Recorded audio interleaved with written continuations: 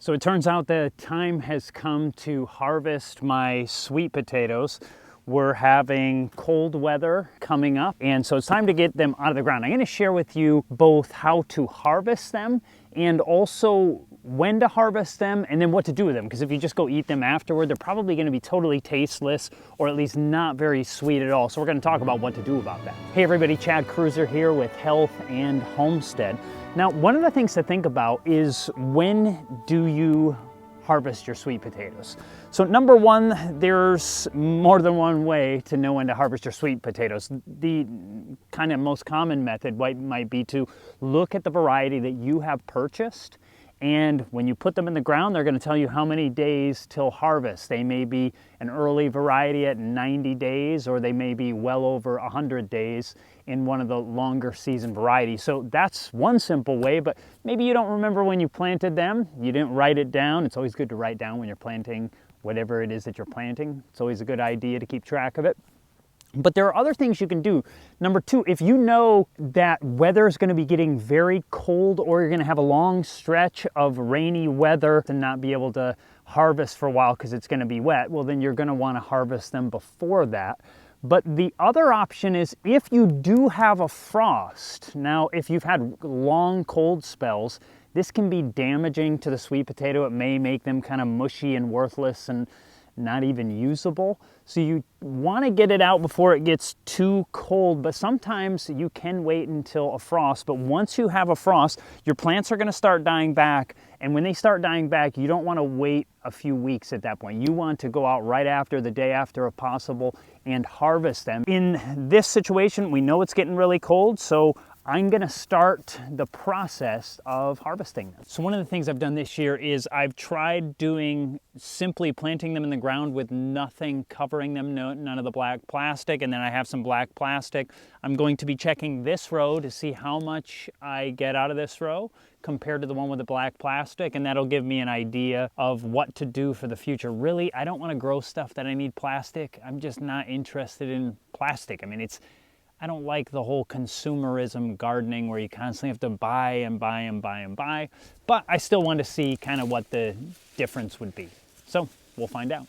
One of the things is you're going to have these sprawling vines going out all over the place, and you may have little sweet potatoes growing everywhere. You kind of pull back and you can come back. You could use a machete, you can cut back on these, but you want to find where is one of your natural stems. Where did it go in initially? So I have one right here. So you want to put your fork in far enough back that you're not going to pierce the potatoes, and you're just kind of lifting up, trying to loosen up the soil around them. Now, I have been having a terrible time this year with voles. I fought them for a while and I was winning the battle, but I did not keep it up. But one of the things that is important to do is dig around with your hands, because if you dig too much with a shovel, it gets the skin of these sweet potatoes. I won't do it, but even just a bump with a fingernail will damage them. The good news is you can help heal that during the curing process, and we're going to talk more about that as we go forward.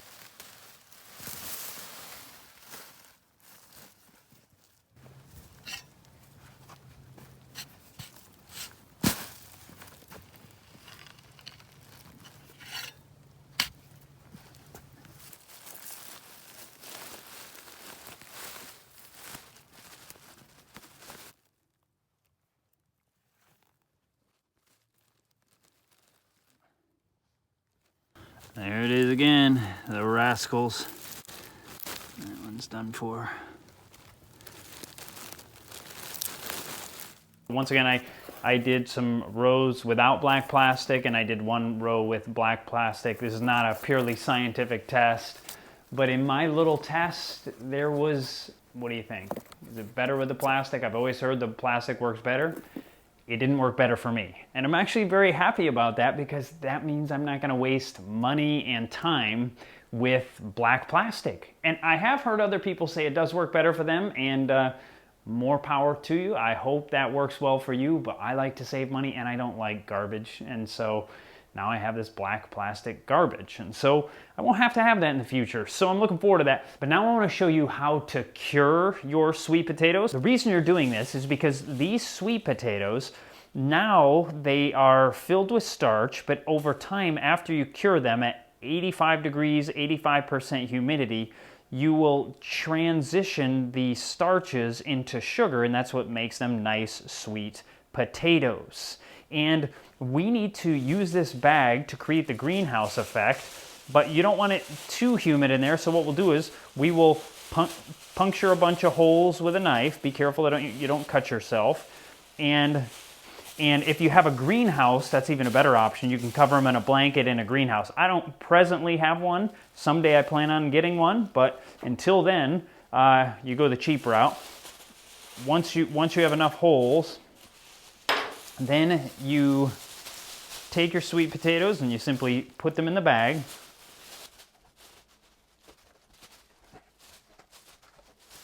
And since you have holes, if you put too many in there, you'll break the bag. So that's going to be about it for this bag here. And you can simply kind of shut up that bag. So then you take your sweet potatoes in your bag, and this is going to create that greenhouse effect. It's not going to get, it probably won't get too humid. At least in the past, I have not had trouble with mold inside the bag. That's what the holes are for. But if you have that 85-degree temperature, you're going to keep it warm enough, hopefully humid enough in there, that it's going to do the curing. And this will hopefully have your sweet potatoes last for 6 months or maybe even more. I have a Amish friend, good friend of mine, who he keeps his sweet potatoes, although he puts them in a greenhouse, which once again is a great option. If you can put it in a greenhouse, you'd want to cover it with something like a blanket so that it doesn't get the sun on it all the time. But then that, for him, he's able to keep them longer than his regular white potatoes, which is incredible. So these, if done right, can store very well through the winter, 6 months or maybe even more, and then you can use them for your plantings next year.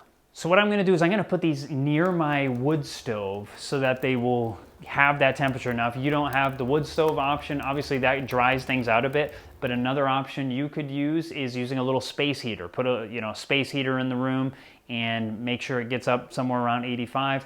The other option is you put it in a window, and if the sun is kind of hitting that, or maybe if you need to, you could put a blanket on it, something on it.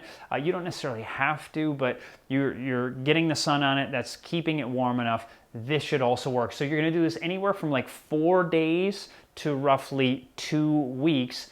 And then after that, they'll still do even better if you set them in a cooler room somewhere around 60 degrees for another maybe 4 to 6 weeks. They'll even be better after that. And they're ready to eat at that point, no problem. Now you can do it after the 2 weeks or the 4 days to 2 weeks. You can start eating them at that point, but they'll probably be even better if you wait, like we said, maybe 6 weeks, month and a half. So after that, your sweet potatoes should be ready. But what about all the carbs? Well, I've talked about this before already. You may know about the Okinawans, who were one of the longest living cultures, well, in modern history. And they ate nearly 70% of their entire diet was sweet potatoes. And thinking about it, when you look back on their macronutrient ratios, it turns out that they were eating 85% carbs. And they became one of the longest living groups of people. And someone might be thinking, but what about good fat? It turned out that they only got 6% of their diet as fat. And yet they lived super long lives, and they had great cognition, most of them all the way through. So this idea that make sure to get your fat, make sure to get your fat, make sure to get your fat. Well, it turns out that when people have just tiny bits of good fat, you want good fat, yes, but there's good fat in every single whole food. And so people generally kind of fear a little bit too much about that, but sweet potatoes are one of the best foods that you could eat, as evidenced by the Okinawans. So plant your sweet potatoes, enjoy their flavor, and enjoy their great storage life. So if you like this video, hit the subscribe button, hit the bell notifications. God bless and have a fantastic day.